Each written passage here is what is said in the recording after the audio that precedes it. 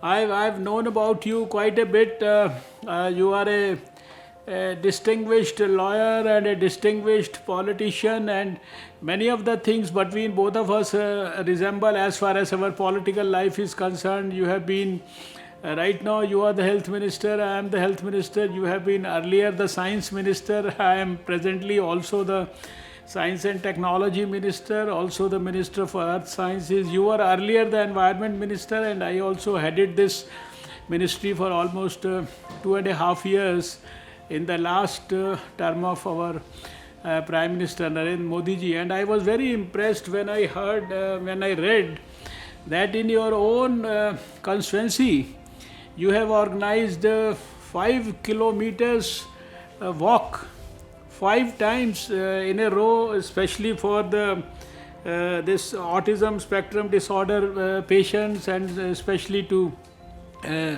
organize donations for juvenile diabetes. I think that's a very impressive background that you have, and you have a very ambitious plan to have the best health system in the whole world for your own country. That's pretty impressive.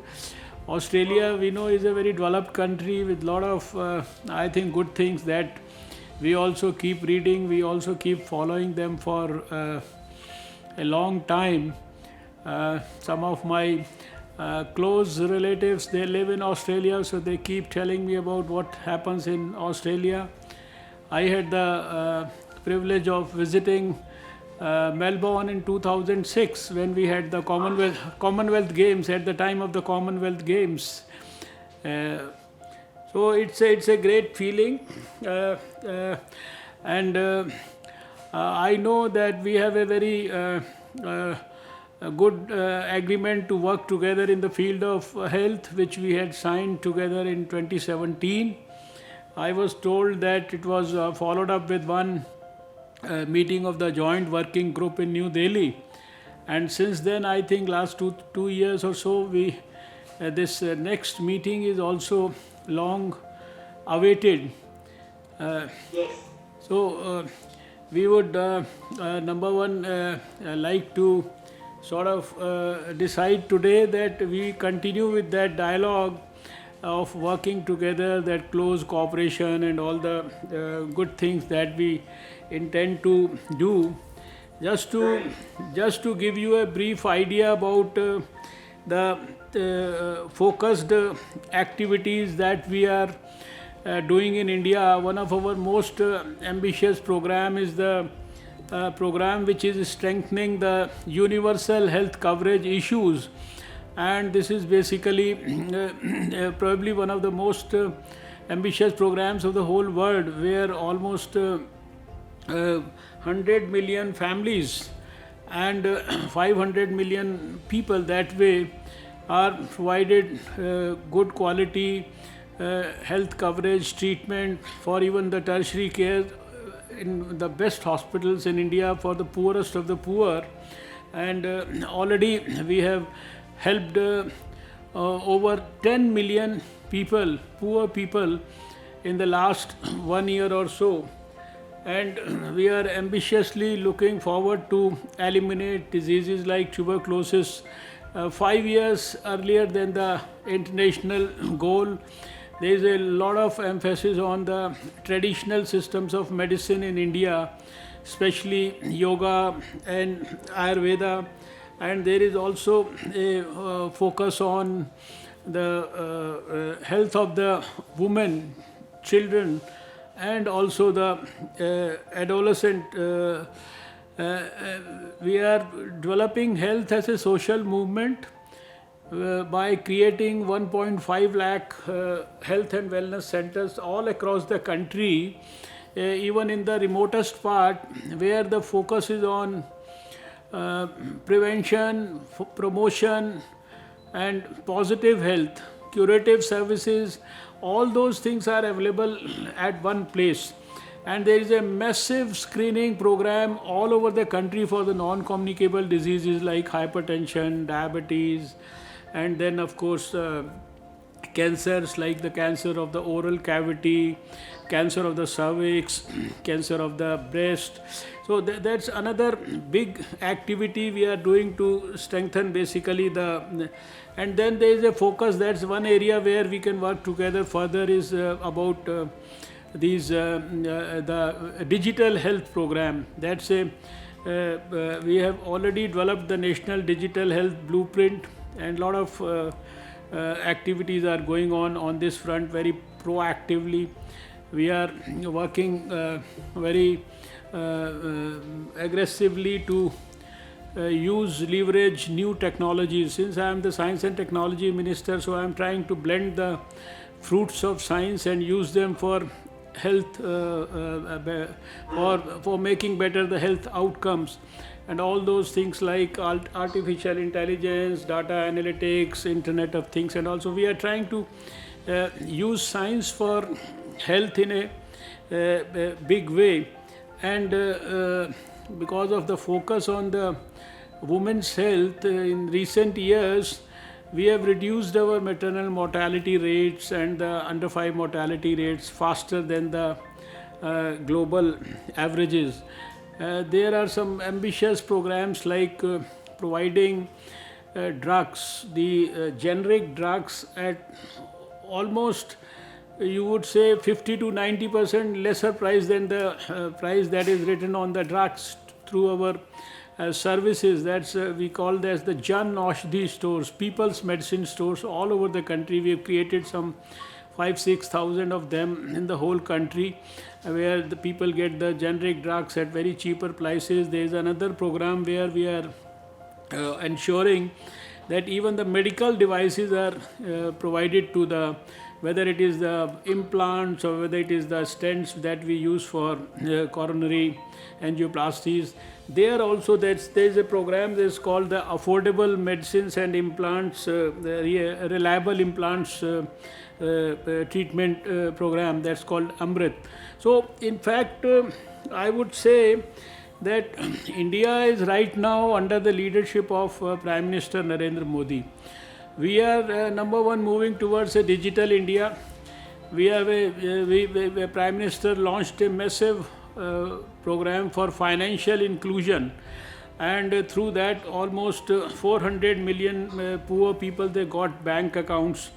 And then everything that is you see required, it is transferred directly into the bank accounts of the poor people in a big way. So there are a lot of things happening here in India, but I know that Australia is one of the most livable and the most loved country by many. Those who have got in contact with Australia, they adore Australia. And you know, I know that you have a very advanced, very well organized health systems. You have yourself developed very good connectivity with all sections of the stakeholders, whether it is the patients or the professionals or the pharmacists or the government organizations. I've read quite a bit about you and the dynamism that you possess and the ambitions that you have to make the healthcare system of the of Australia the best in the whole world. And this is a similar, ours is a very big country, 1.35 billion. But we have a very ambitious Prime Minister, and we also have a dream of doing the best for our countrymen, use the best happening anywhere in the world, share the experience with other countries, and try to utilize that best happening anywhere in the world and use it for our own people. So this is where I look at our relationship with Australia to yield us very rich dividends in the future times. We already have officially the memorandum of understanding, but now we have to take it forward in a very, very dynamic manner. Regarding the Coronavirus, I think that's unfortunately everybody in the whole world is suffering from that. You are certainly slightly, I think, slightly better than the your own your neighboring country, New Zealand. At one point of time, they had we were told they got rid of the virus completely, but then it re-entered. Australia also, it is like waxing and waning, but by and large things are. In India also, I can say that we started the attack or the fight against the virus probably at the earliest date in the whole world. We started it on the 8th of January, when the whole world when the whole world was informed about it on 7th of January by WHO. And since the beginning, India has adopted a very proactive and a preemptive and a graded sort of response, using all possible tools that we had, huge community surveillance activities, huge point of entry surveillance activities, huge creation and expansion of our infrastructure, and also the expansion of the lab testing facilities all over the country. You will be happy to know that when we started the fight, we had one lab in the country which could test the virus, this particular virus, and now we have a capacity of more than 1200 laboratories in the whole country, spread across you see all cross sections of the society. And right now, at the end of almost it's almost over 6 months now, we have the least fatality rate, something like between 2.6 and 2.7, 2.64 to be very precise. And in a country of 1.35 billion people, we have not even reached the 1 million mark on the number of cases. The fatality, this recovery rate has gone up to over 63%. Most of our patients who are still in hospitals, they are, you see, on road to recovery. We have created over 14,000 dedicated COVID hospitals and COVID health centers, and also COVID care centers, where we have almost 14 lakh beds dedicatedly created all over the country for COVID management. And over and above this, we have almost I would say almost 10 lakh beds created in the quarantine centers also. So it's like it's a huge capacity that we have built up. We are all jointly all over the world. We know we have the same issues, same problems, same way of handling the issue, but still there are best practices in every country, even within our country. Some of our states have very good practices which we share with the others and ask them to emulate. So I think we are meeting at a very critical and very difficult time, when the whole world is affected by COVID.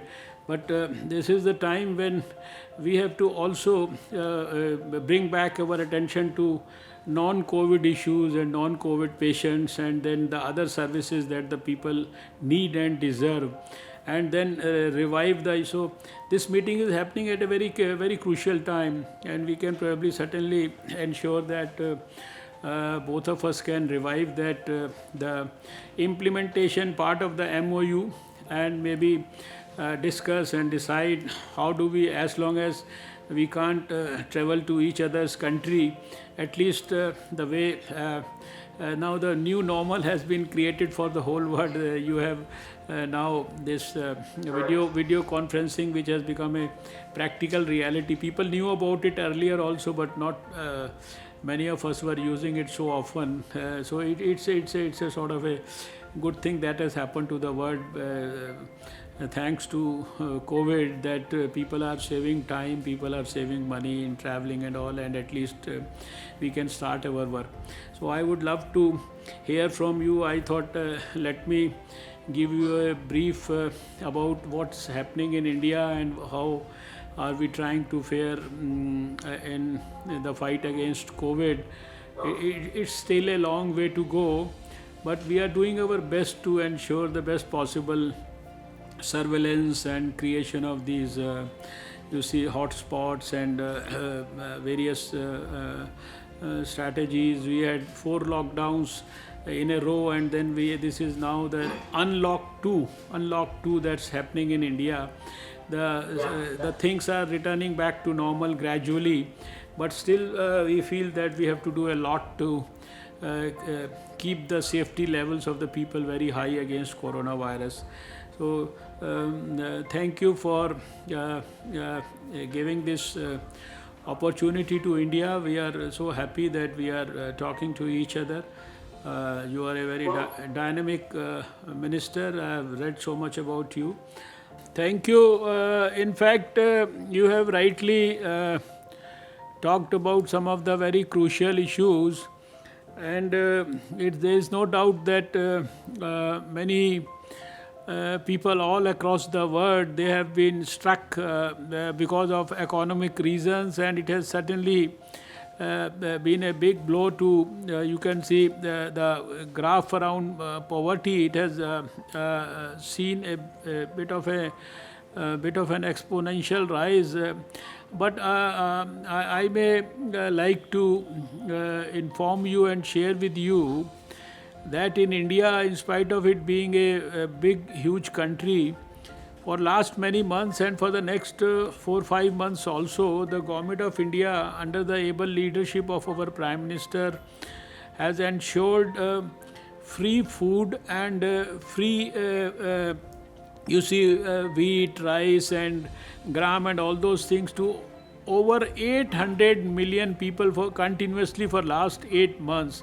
So we could strike a very good quality balance to ensure that even after the lockdown, when we started the unlocking thing, so we could take care of the economy also simultaneously and take care of the COVID-19 also. So, and then there were huge issues in India because once we enforced the lockdown, millions of our migrant workers and poor people, they were just they got stranded at various locations in India. So we took a bold decision to ultimately shift them to their home destinations, to their native places, organized trains. It was a very Herculean task, but in a country as big as India, we could ultimately successfully do it. But we kept a very strong watch on the surveillance activities as the basic principle about tracing, tracking, and testing, and then treating. All those things were taken care of in the best possible manner. On the scientific front, I can say all our scientists, like most of the people all across the world, we are very proactively working for the development of the vaccine. Some of our vaccine candidates have gone into the clinical trial stages. We are wishing and praying that in the near foreseeable future we should be able to get some successful results. And also around drug discovery, and also around the repurposing of drugs, and development of new tools using science to actually benefit the people in the fight against COVID. A lot of activities are simultaneously going. We have isolated the virus, and over 1,000 viruses are being subjected to genome sequencing in the laboratories. The virus is being so the virus is being studied in great detail within the laboratories also. So a lot of activities, and we are part of all the WHO solidarity trials. You have rightly mentioned that issues like mental health, they were already focus areas of our government's activities, but we have made them, I think, more important now. We are working further hard to ensure that the mental health services and all those advice and counseling activities through telemedicine and various other scientific tools that we have. So that part is also being strengthened. We are utilizing all our manpower, and you have rightly said that the general practitioner and the primary health care, needs to be strengthened in a big way. Uh, uh, you have, I think, mentioned about looking at medicine production and all those things.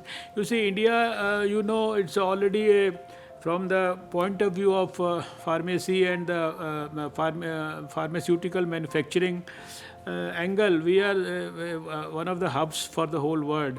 Even for vaccines, we have the manufacturing abilities and capacity to supply 60% of the vaccine of the whole world's requirement. And even this hydroxychloroquine, the much talked about drug, right now we are supplying to over 100 countries of the whole world. I think the number is something like 140 countries.